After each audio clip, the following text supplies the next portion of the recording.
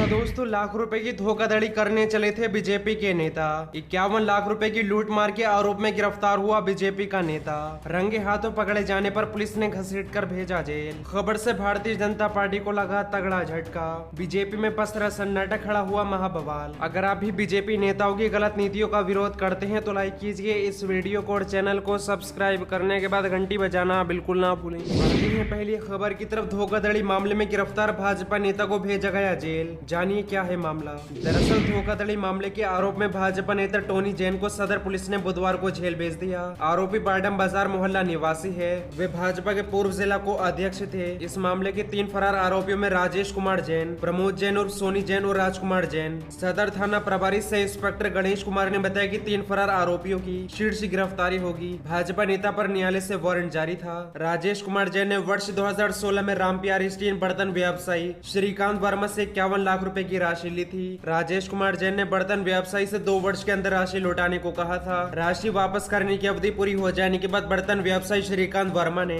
राजेश कुमार जैन की राशि वापस करने को कहा। बार बार राजेश जैन, भाई टोनी जैन, प्रमोद कुमार जैन और पिता राजकुमार जैन से राशि वापस लेने के लिए दबाव बनाया। राशि वापस नहीं करने पर बर्तन व्यवसायी श्रीकांत वर्मा ने सदर थाने में धोखाधड़ी का मामला दर्ज कराया। इसके अनुसार राजेश कुमार जैन, प्रमोद जैन, टोनी जैन व पिता राजकुमार जैन को आरोपी बनाया गया था। बढ़ते हैं अगली खबर की तरफ। कांग्रेस के मुख्य प्रवक्ता रणदीप सिंह सुरजेवाला का केंद्र की मोदी सरकार पर बड़ा हमला। कहा देश के भविष्य की सुपारी ले रही मोदी सरकार। दरअसल देश में कोरोना की रफ्तार भले ही धीमी पड़ गई है लेकिन खतरा अभी नहीं टला है। कोरोना, महंगाई, भ्रष्टाचार, रोजगार सहित कई मसलों को लेकर कांग्रेस लगातार केंद्र की मोदी सरकार पर हमला बोलती रही है। इस कड़ी में एक बार फिर कांग्रेस नेता रणदीप सिंह सुरजेवाला ने केंद्र की मोदी सरकार पर वार किया है। उन्होंने कहा कि देश के भविष्य की सुपारी मोदी सरकार ले रही है। तो दोस्तों अब आप कांग्रेस के मुख्य प्रवक्ता रणदीप सिंह सुरजेवाला के इस बयान को भी सुन लीजिए। अब इन 2 सनसनी खुलासों ने साफ कर दिया है कि मोदी सरकार ने देश के भविष्य को बेचने की सुपारी ले रखी है। यही है इनका खाएंगे, खिलाएंगे और सबको लुटवाएंगे मॉडल। मैं सीधा उन दोनों पहलुओं की आपसे चर्चा करूंगा। अमेजन ई-कॉमर्स कंपनी द्वारा 8,546 करोड़ रुपए की रिश्वत क्यों और किसे दी गई? पिछले 1 साल में साथियों 14 करोड़ रोजगार खत्म हो गए। दुकानदार, छोटा उद्योग, एमएसएमई, युवा, सबका धंधा चौपट है। अब इस सनसनीखेज खुलासे से साफ हो गया है कि करोड़ों दुकानदारों, उद्योगों, एमएसएमईज और युवाओं की नौकरी कौन खा गया।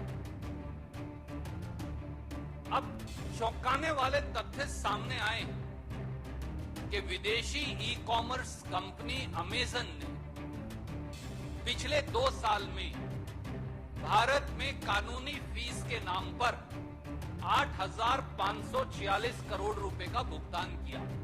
8,500 करोड़ का भुगतान किया।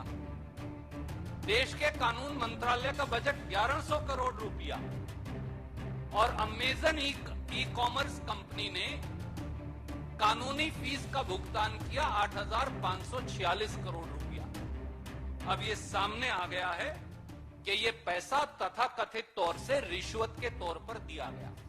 याद होगी कांग्रेस नेता रणदीप सिंह सुरजेवाला ने ट्वीट करते हुए लिखा कि भ्रष्टाचार आरंपार, रोजगार पर मार, नशे की भरमार, देश के भविष्य की सुपारी ले रही मोदी सरकार। उन्होंने कहा कि मोदी सरकार का निशाना साफ है। देश की संपत्ति बेच देंगे, दुकानदारों, छोटे उद्योगों का धंधा चौपट कर डालेंगे, जो बजाएगा चंद कंपनियों को दे देंगे, युवाओं को नशे में धकेल देंगे। सुरजेवाला के ट्वीट के साथ एक प्रेस रिलीज भी साझा की गई है जिसमें कहा गया कि 1 साल के भीतर 14 करोड़ रोजगार खत्म हो गए हैं। दुकानदारों, छोटा उद्योग, एमएसएमई सहित सबका धंधा चौपट हो गया है। कांग्रेस ने कहा कि प्रधानमंत्री नरेंद्र मोदी चुप क्यों हैं? अडानी पोर्ट पर 3,000 किलो ड्रग्स पकड़े जाने पर भी कांग्रेस ने सवाल पूछा है। बढ़ते हैं अगली खबर की तरफ। भाजपा शासित हरियाणा बना बेरोजगारी में नंबर 1। सीएमआई रिपोर्ट से हर तीसरा व्यक्ति बेरोजगार। दरअसल CMI centre for monitoring Indian economy मई-अगस्त 2021 के बेरोजगारी दर रिपोर्ट के अनुसार हरियाणा समग्र बेरोजगारी के मामले में पहले नंबर पर है। रिपोर्ट के अनुसार हरियाणा की बेरोजगारी दर 35.7% है। दूसरे नंबर पर राजस्थान है जहाँ पर बेरोजगारी प्रतिशत प्रतिशत 26.7 है। CMI के आंकड़ों के हिसाब से हरियाणा एकमात्र ऐसा राज्य है जहां बेरोजगारी का आंकड़ा 23% के पार है। बेरोजगारी के मामलों में 20% का आंकड़ा पार करने वाले राज्य की बात करें तो